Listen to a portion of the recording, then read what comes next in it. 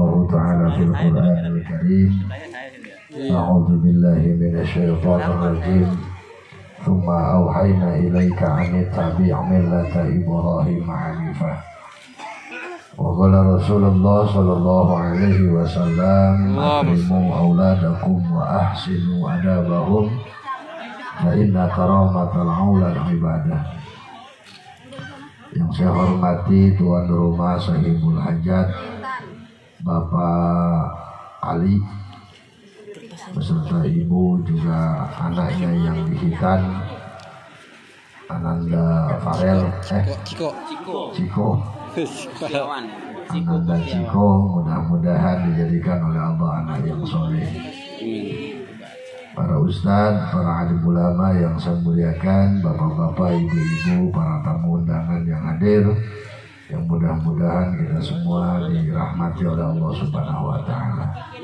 Puji syukur kita panjatkan kepada Allah.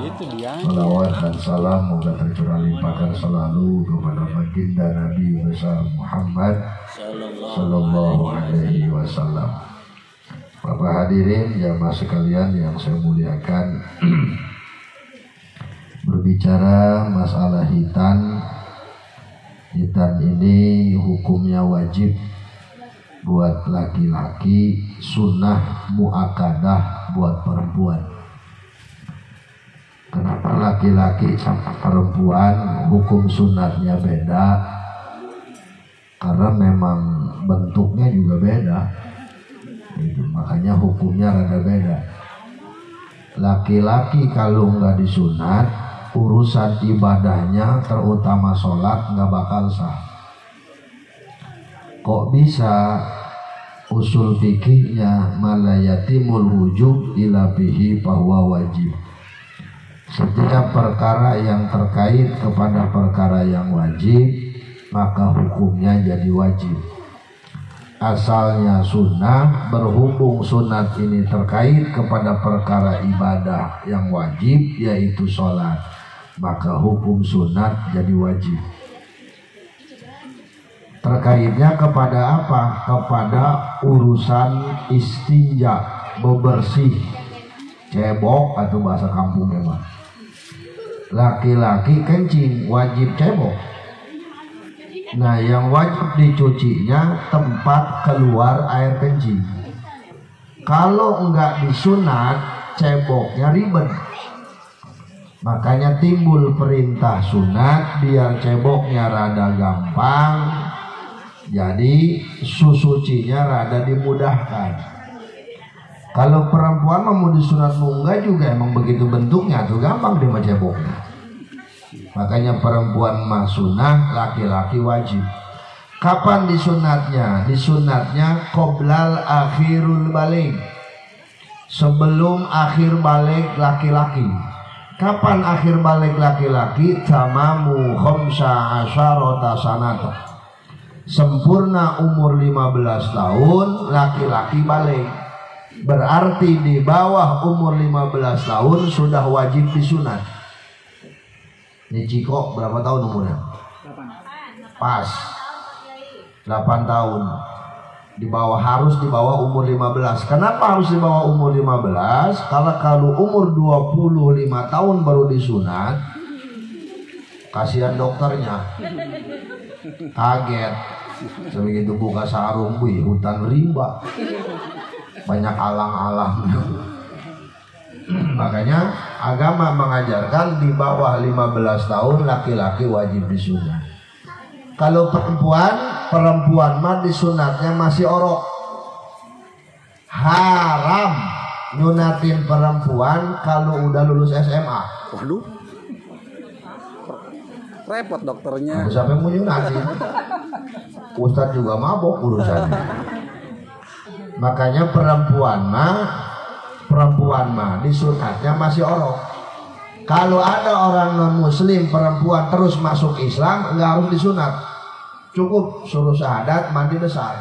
Kalau laki-laki mah mau umurnya 70 tahun juga masuk Islam, wajib disunat. Tuh bab sunat. Batasannya sampai di mana? Batasannya qat'u jildul hasafah, memotong kulit, memotong daging yang nutupin pala helm.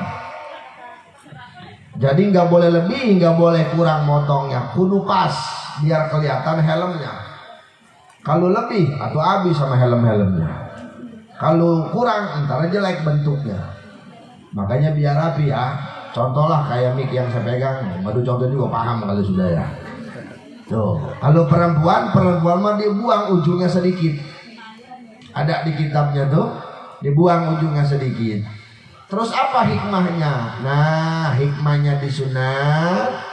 Satu, buat perempuan untuk mengontrol hawa nafsunya.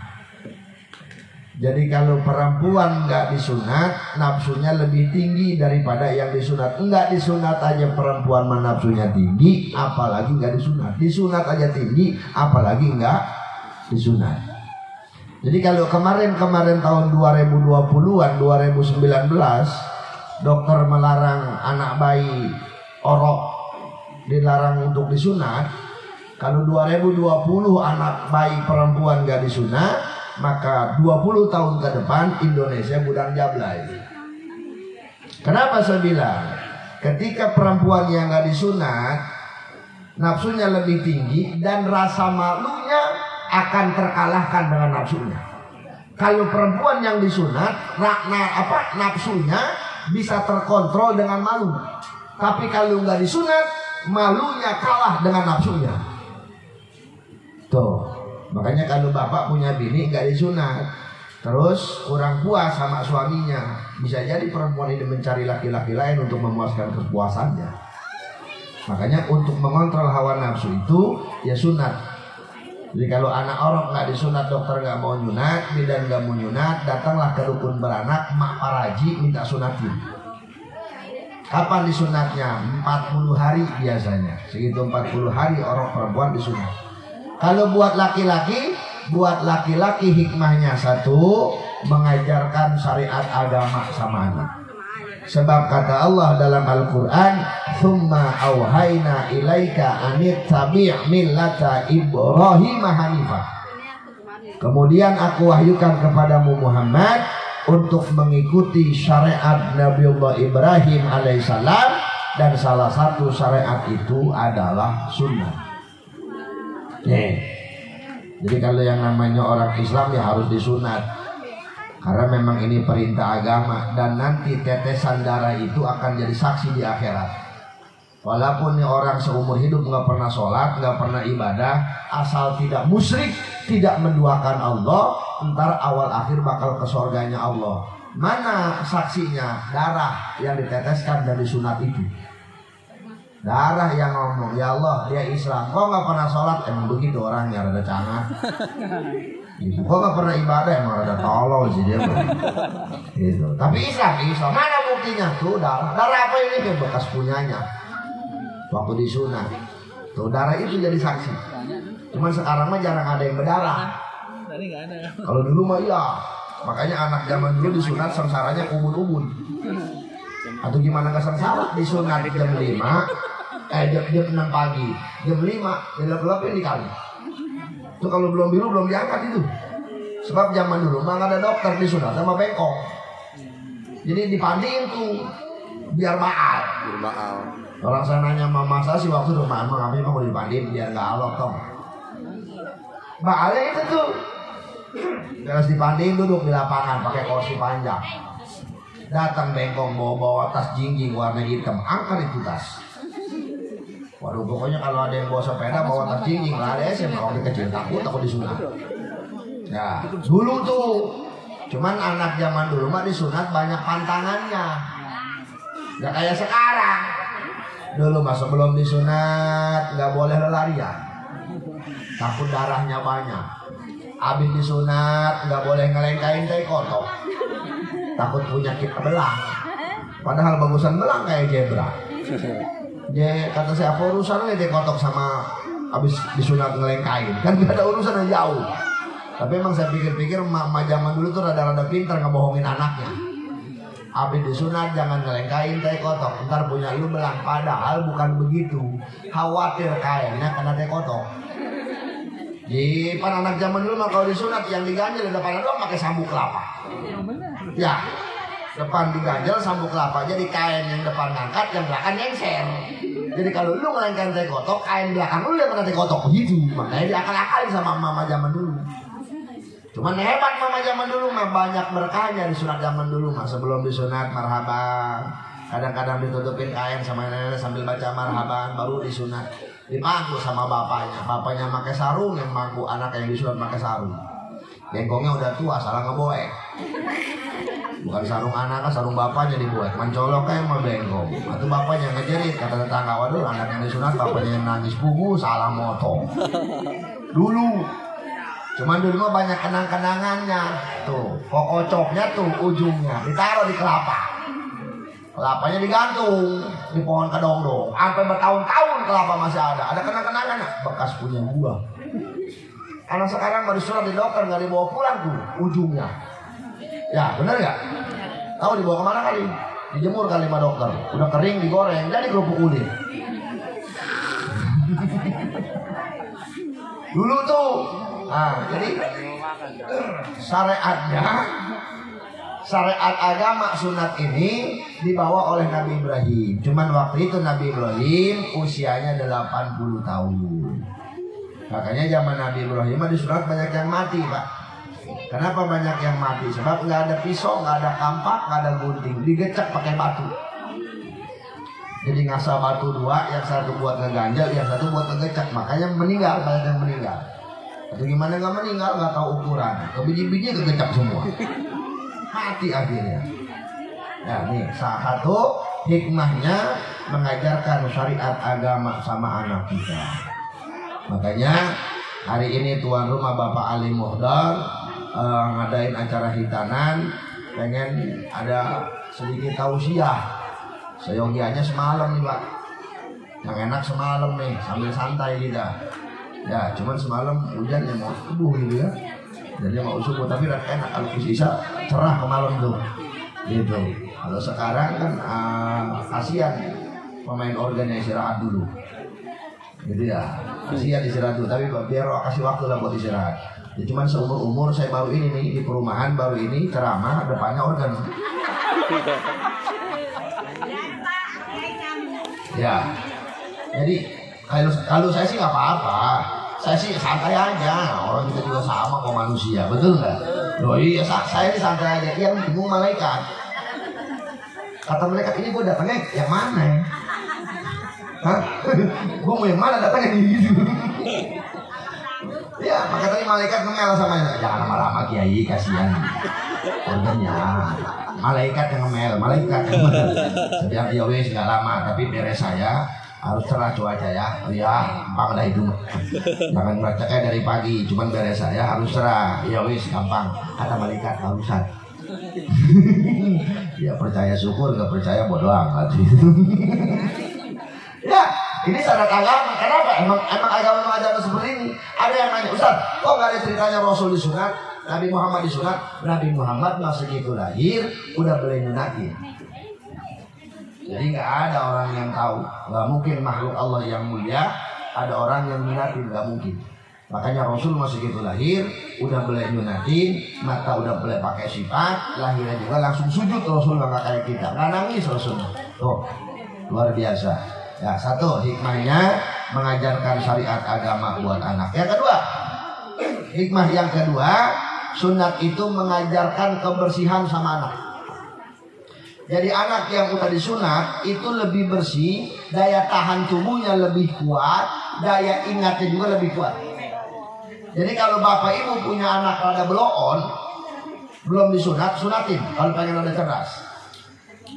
Kalau udah disunat masih blow-on juga, emang blow-on berarti. Gitu ya. Terus daya tahan tubuhnya lebih kuat nih, ibu punya anak nih, badannya kurus. Nggak mau mesat-mesat padahal makan doyan, sunatin biar gemuk. Kalau udah disunat masih gemuk. Kalau udah disunat masih kurus juga, cacingan berarti. Jangan disunat lagi, habis punya orang. Ya, makanya di Jepang 75% orang Jepang itu disunat. Bukan berarti orang Jepang itu Islam. Kenapa? Setelah dia teliti, ternyata anak yang disunat itu lebih sehat, daya tahan tubuhnya lebih kuat, otaknya juga lebih cerdas. Tuh sunat tuh. Jadi nggak semata-mata agama mengajarkan tanpa ada hikmah, nggak semata-mata agama Allah memerintahkan tanpa ada hikmah. Ketika Allah memberikan dan memerintahkan sesuatu, pasti ada hikmahnya. Jangan jauh-jauh dah, kayak kemarin tuh corona. Bukannya Allah tega, Allah kasih kita corona 2 tahun, pasti ada hikmahnya. Mana hikmahnya? Dokter pada kaya, walaupun yang dagang belangsa. Begitu kan, yang dagang banyak yang bangkrut, yang kerja banyak yang bangkrut. Tapi pasti dibalik itu semua ada hikmah dan manfaatnya. Kitanya bisa belajar lebih bersyukur, kitanya bisa belajar, bisa lebih menyukuri hidup. Oh iya, kemarin belum ada corona, gua poya begini. Ternyata segitu ada corona, bergerak kayak kita nggak bisa, kemana-mana aja kita nggak bisa, betul nggak? Kemarin lu bebas, kemarin ada corona, nggak bisa ngapa-ngapain. Artinya hikmahnya buat kita harus lebih mensyukuri nikmat yang Allah berikan sama kita. Nih, hikmahnya sunat. Makanya sunat ini bukan cuma sekedar dipotong ujungnya saja, tapi mengajarkan kepada kita bagaimana cara membersihkan, bagaimana cara pengorbanan kita terhadap agama kita. Dibuang daging sedikit, teteskan darah kita, agar apa? Agar agama kita diakui oleh Allah, dan darah yang dibuang jadi saksi di akhirat bahwa kita benar-benar orang Islam, umatnya baginda, walaupun memang jarang melakukan apa yang disuruh oleh baginda Rasul. Nih sunat nih ya. Makanya ini tuan rumah Bapak Muhammad Ali Mohdor dan Ibu Anastasia, saya kira ini dari Arab kali, ataunya dari Madura. Masalahnya ada Mahdornya gitu, ataunya dari Madura. Tapi mau Madura juga banyak yang di Arab sih gitu. Jangan-jangan orang tuanya Mbak Mohdor juga dari Arab tadinya gitu. Ya, atau kerja di Arab ya begitu ya. Di Madura itu hampir orang di Arab itu rata-rata orang Madura ini, Mbak. Di Arab itu rata-rata itu orang Madura. Bahkan saya punya teman Haji Syafi'i, itu tukang bawa jamaah saya kalau di Arab, ya itu orang Madura pula. Gitu. Makanya orang Madura ini luar biasa. Kenapa? Karena ada ulama sepuhnya di Madura sana. Jadi Madura itu sama agamanya oke, gitu, sama hiburannya juga oke. Oh iya, saya ini diketahui ya. Saya pernah ceramah di daerah Madura. Itu Haji Maisun namanya, bos besi. Jadi saya ceramah, beres ceramah langsung yang naik LP Sukaisi. Barangnya sama LP sama siapa LP Tamala juga. Padahal lagi satu panggung. Yang mantap mah duduknya berandeng. Jadi saya dulu ceramah, baru dia nyanyi. Saya bilang seumur baru ini, kali ini mendingan lah ada depan doang. Kalau di sana enggak, satu panggung berdua sama saya. Itulah hebatnya orang Madura. Kalau kata saya tanya, Pak, kenapa nggak dipisahkan ini acaranya? Biar balance kiai. Jadi biar pipi-pipi setengah-setengah. Gitu. Jadi pahala setengah, dosa setengah gitu dia. Saya bilang jinget ini. Jadi kalau begitu nanti ke surga enggak, ke neraka enggak gitu ya. Tengah-tengah ya ngejumlah begitu. Asal nengok ke neraka dia nangis, asal nengok ke surga dia ketawa. Jadi entar nangis enggak tahu persis kayak orang gila begitu. Ya Allah ya Karim, hebat itu. Tapi mudah-mudahan saja kita doakan ini Bapak Ali Mahdor yang hajat berkah, yang disunat juga Ciko Gus Tiawan. Mudah-mudahan dijadikan oleh Allah yang sudah disunat udah disunat aja. Udah sembuh. Udah sembuh. Berapa tahun yang lalu disunat aja? Kemarin. Oh baru kemarin. Lebaran. 2 minggu yang lalu. Oh 2 minggu yang lalu. Tidak apa-apa. Ya, tapi syukurannya hari ini. Makanya itulah hikmahnya sunat. Kata baginda Rasul, akrimu auladakum wa ahsinu adabahum fa inna karamatal aulad ibadah. Muliakanlah anak-anak kalian, perbaikilah akhlak anak-anak kalian, sesungguhnya memuliakan anak itu ibadah. Jadi bapak ibu nyunatin anak, ngeramein anak, bikin seneng anak, itu ibadah. Jangankan itulah, ngasih jajan sama anak itu ditulis pahala sama Allah. Jadi ngasih jajan doang ya. Ini mama dengar ini, ngasih jajan sama anak itu ditulis pahala sama Allah. Tapi dengan catatan ngasih juga jangan sambil ngomel. Ini mohon maaf nih, makan ya kayak bapak-bapak. Bapak-bapak anak minta duit, ambil duit sudah kasih saja. Mama enggak, ngomel dulu. Ini emak datang ya, anak datang ke emak, minta duit, emaknya ngomel, jajan dulu. Pagi jajan, siang jajan, sore jajan, ntar maghrib jajan lagi wae. Jajan. Nih, kan begitu ya, ongkong ngomel tapi ongkong ngasih tapi diomel, kan bloon. Kata gue makasih ngasih aja udah, jangan pakai kecoh mulut. Ini mau udah ngasih tapi ngomel, emang begitu perempuan kalau ngomel nggak betah. Ya betul nggak? Emang begitu, wajar. Jadi jangan salahin perempuan. Jadi kalau bapak punya bini rajin ngomel nih, syukurin aja. Bini cakep, tapi rewel, ngomel mulu. Syukurin aja bang. Itu ujian dari Allah. Syukurin aja. Yang parah bini jorek, rajin ngomel. Udah jelek ngomel, itu bukan ujian lagi, ajab dari Allah. Emang begitu perempuan, wajar kalau rajin ngomel, sebab perempuan lebih capek daripada laki-laki. Giliran gue menangin begitu, giliran gue jelek-jelekin diem. Kalau dijelek-jelekin nggak begitu Ustaz mah bisa ya. Emang perempuan nggak pernah salah. Jadi dia masalah ya, nggak mau disalahin, benar. Apalagi mama, lihat bang mama. Kalau naik motor, sen ke kanan belok ke kiri, ditabrak sama orang, balakan dia ngomel, padahal dia yang salah. Tetap aja nggak mau disalahin. Aduh dia sen naik motor, sen lu ke kanan, lu belok ke kiri, gua tabrak, malahan dia. Emang begitu. Wajar. Kenapa? Karena perempuan itu lebih capek. Laki-laki mah kerja di pabrik, ada ngasohnya. Betul nggak? Berangkat pagi jam 12 ngaso istirahat, pulang sore malam tidur. Perempuan mah nggak ada berhentinya kerjaan. Dari pagi, siang, sore, malam terus ya. Betul nggak? Pagi nyuci, masak, bebenah, ngepel, nyapu. Betul? Oh, sampai sore begitu ya. Sampai malam masih dikerjain juga perempuan. Makanya kalau perempuan doyan duit wajar. Jadi saya nggak setuju kalau dibilang perempuan mata duitan. Karena memang udah begitu nasibnya dia mah. Emang doyan sama duit. Lah iya, kenapa? Karena kerjanya lebih capek. Jadi ini perempuan saya tanya nih.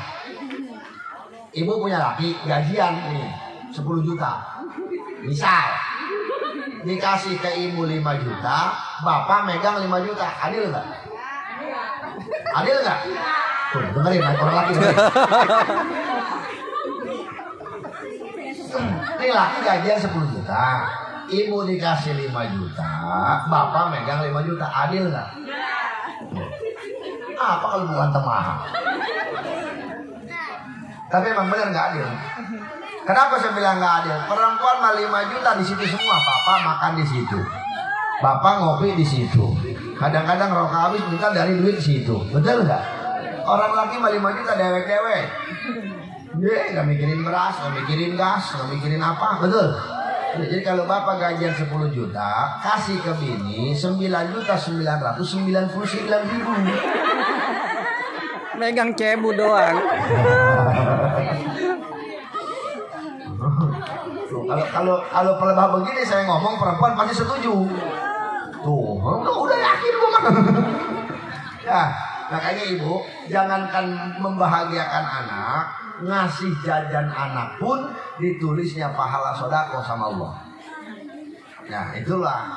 Jadi dalam keluarga ini sebenarnya ruang lingkup pahala itu lebih banyak buat kita.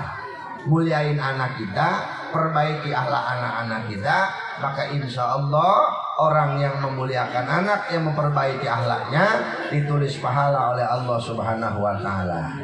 Makanya mudah-mudahan aja nih Bapak Muhammad Ali Mahdar dan istri yang menghitan putranya yang bikin acara, mudah-mudahan ini semua jadi ladang pahala untuk keluarganya. Mudah-mudahan diberikan pahala yang luar biasa. Mudah-mudahan Ananda Ciko Gustiawan dijadikan oleh Allah anak yang soleh, anak yang berbakti, yang taat kepada orang tua, agama, bangsa dan negaranya. Dan mudah-mudahan kita semua yang hadir diberikan hidayah oleh Allah Subhanahu wa Ta'ala, Yang gak mau ibadah biar rajin ibadah, yang udah rajin ibadah mudah-mudahan istiqomah dalam ibadahnya. Amin ya rabbal. Al-Fatihah bil qabul wa tamami kulli su'il wa ma'mul wa ila hadratir rasul. Al-Fatihah. Bismillahirrahmanirrahim. Alhamdulillahi rabbil alamin arrahmanir rahim maliki yaumiddin. Iyyaka na'budu wa iyyaka nasta'in ihdinas siratal mustaqim siratal ladzina an'amta 'alaihim ghairil maghdubi 'alaihim waladdallin. Amin. Allah ya rabbal alamin. Allahumma shalli ala sayyidina Muhammad salatan taji'u bihal amwal wal fulus wal malbus bi kulli ayyi waqtin fil qiyami wal julus. Allahumma ij'al auladana auladan salihah wa qalban dhakiya wa ilman nafi'a wa umran tawilan fi ta'atillah wa ta'atan walidain wa ta'atan walidain wa ta'atan walidain. Allahumma ya muhawwilal ahwal hawwil halana ila sanil hali biaqi hadhil wasilah. Allahumma hasil maqasidana wa balligh muradana bil khair biaqi hadhil wasilah. Rabbana taqabbal minna innaka antas samiul alim wa tub alaina innaka antat tawwabur rahim. Rabbana ya Allah atina fid dunya hasanah wa fil akhirati hasanah wa qina adzabannar. Shalli wa sallim ala sayyidina Muhammadin walhamdulillahi rabbil alamin. Bapak Ibu hadirin jamaah sekalian yang saya muliakan, kiranya itu yang dapat sampaikan sudah saya doakan ya, biar nanti mungkin rekan-rekan dari Ogren yang melanjutkan begitu, didoain udah, dipatihain juga udah begitu, mudah-mudahan berkah semuanya. Amin ya robbal. Jadi saya cukup sekian, mohon maaf apabila ada kekurangan, kesalahan, kehilapan, khusus buat tuan rumah saya mohon maaf yang sebesar-besarnya. Setelah ini saya langsung berangkat ke Pengodokan, ke rumah saya punya guru Ki Haji Jejen Zainuddin, karena ada sesuatu hal yang harus disampaikan oleh beliau. Ada hal yang sangat-sangat dan amat sangat penting dan urgent kalau kata bahasa kitanya ya. Jadi mohon doanya, mudah-mudahan saya diberikan kesehatan oleh Allah Subhanahu wa taala. Benar dari Allah, salah dari pribadi dan hawa nafsu saya. Billahi taufiq wal hidayah. Assalamualaikum warahmatullahi wabarakatuh.